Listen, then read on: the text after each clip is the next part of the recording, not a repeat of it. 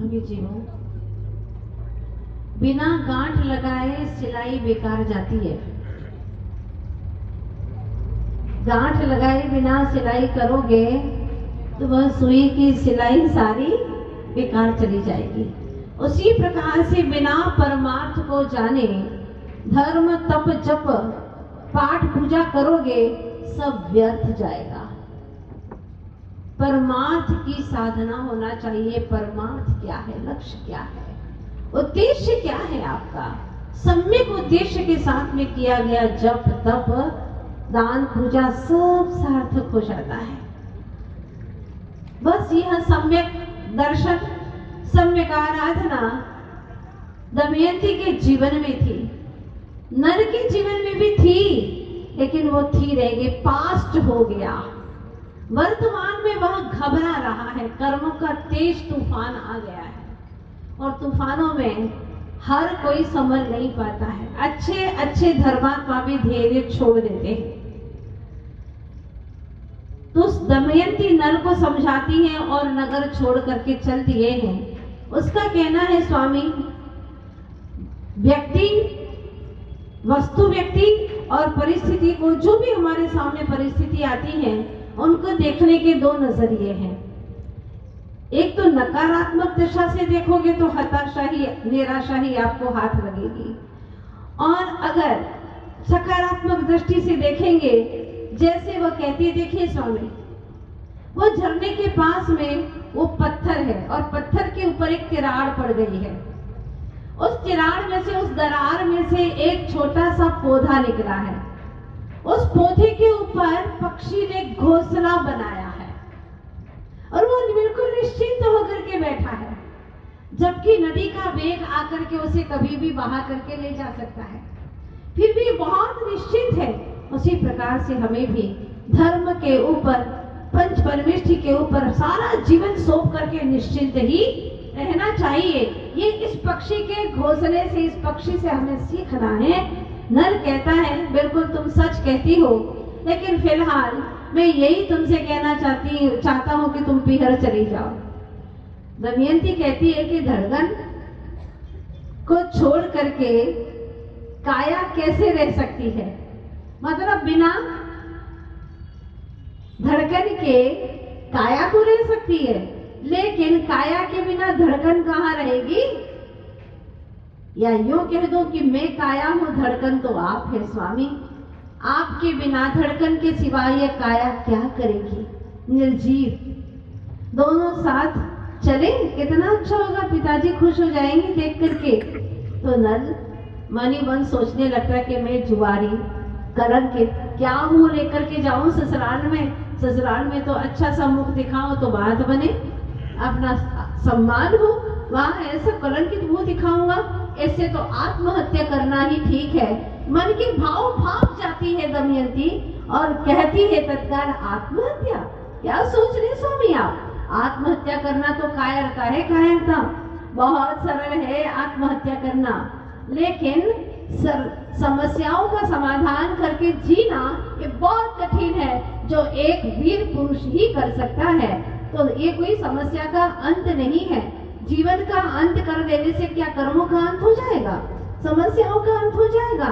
नहीं। आप मुझे पहले वचन दीजिए कि आप कभी भी आत्महत्या नहीं करेंगे, ये मुझे वचन दीजिए। नल चुपचाप रहता है। तब दमयंती बहुत सुंदर बात कहती है, स्वामी एक बात कहूं, जुए की बाजी में हार भी गए तो क्या? धर्म की बाजी तो अभी आपके हाथों में है, और जिसके हाथ में धर्म की बाजी है वे बड़े बड़े महापुरुष, महामना संकटों से, आंधियों से, तूफानों से बाहर निकल गए। ये पक्की बात है। इंसान की अपनी हिम्मत से जब दूर किनारा होता है, तूफान में डूबती कश्ती का भगवान सहारा होता है। तूफान में डूबती कश्ती का भगवान सहारा। क्या समझाती है समय सार की बात स्वामी? अरे नश्वर वैभव हार भी गए तो क्या? अपनी आत्मा की अतुल अखंड अखूट संपत्ति हारे हो क्या? नहीं हारे ना तो फिर मुझे वचन दो आप कभी भी आत्महत्या नहीं करेंगे। तब वह कहते ठीक है, मैंने तुम्हारी बात मान ली, लेकिन एक बात कहना चाहता हूँ दमयंती, काश मैंने तुम्हारी बात पहले ही मान ली होती तो कितना अच्छा होता। अगर कोई पुरुष ऐसा कहे तो नारी को तो अहंकार आ जाए, घमंड आ जाए, लेकिन वो सम्यक दृष्टि नारी क्या कहती है, स्वामी जो हो गया सो हो गया, वो भूतकाल हो गया, व्यर्थ ग्लानि से अपने मन को खराब मत करिए, अब ग्लानि करने का समय नहीं है, वर्तमान में जियो। मेरे वर्तमान में निराशा के सिवा लेकिन है ही क्या, निराशा ही निराशा है, सब कुछ आसान लग रहा है। फिर दमयंती कहती नहीं स्वामी ऐसा मत कहिए, प्रभु भक्ति ही सार है, प्रभु भक्ति सार है। चाहे आपके जीवन में कितने भी गम हो, लेकिन जब भगवान की भक्ति करने के लिए आ जाते हैं तो आपको कैसा लगता है, सब भूल जाते हैं उन क्षणों में। भगवान के गुणों का गान करते करते एक अद्भुत शक्ति, साफ सुपर एनर्जी मिलती है। इससे बड़ी एनर्जी कहीं नहीं मिल सकती। इसलिए जहां कहीं भक्ति का मौका मिले कभी मत छोड़ना। पाप के मौके तो छोड़ते नहीं हो तो फिर पुण्य के मौके कभी मत छोड़ना, ये तय कर लेना।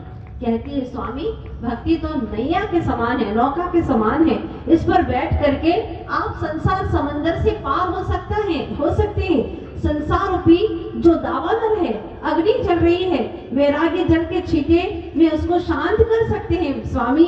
इसीलिए अपने मन को छोटा मत करिए और ऐसी प्रभु की भक्ति करिए कि बस एक भव ही शेष रहे। ऐसा चर्चा करते करते सूखे पत्तों की शैया बिछाती है, बनाती है और कहती है स्वामी जहाँ प्रेम की शैया हो, स्नेह का प्रेम का समीर हो, वहां पर आप जैसे मेरे हृदयेश्वर हो तो कौन सी बात की कमी है।